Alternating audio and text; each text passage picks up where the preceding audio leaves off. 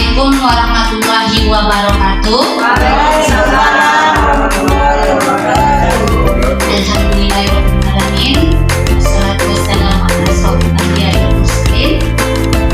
Yang saya hormati sekolah-sekolah kita, yang saya hormati teman-teman majelis guru.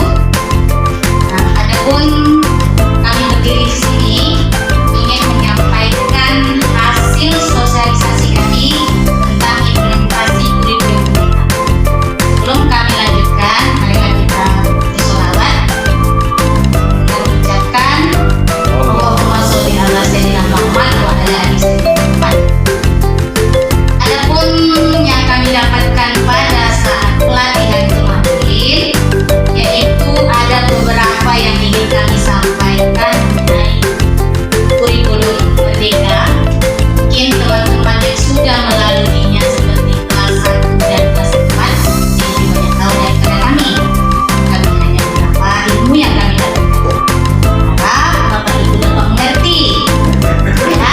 Ya. Adapun slide yang pertama di sini kami ingin sampaikan itu keunggulan kurikulum merdeka. Yang pertama itu lebih sederhana dan mendalam. Ya. Fokus pada materi ini esensial dan pengembangan kompetensi peserta didik pada fasenya. Di sini kita sudah tahu ada tiga fase. Yang pertama itu fase A, kelas 1 dan kelas 2. Yang kedua itu fase B, kelas 3 dan 4, dan yang ketiga itu fase C, 5 dan 6. Yang kedua keunggulannya adalah lebih merdeka. Nah, peserta didik tidak ada program peminatan.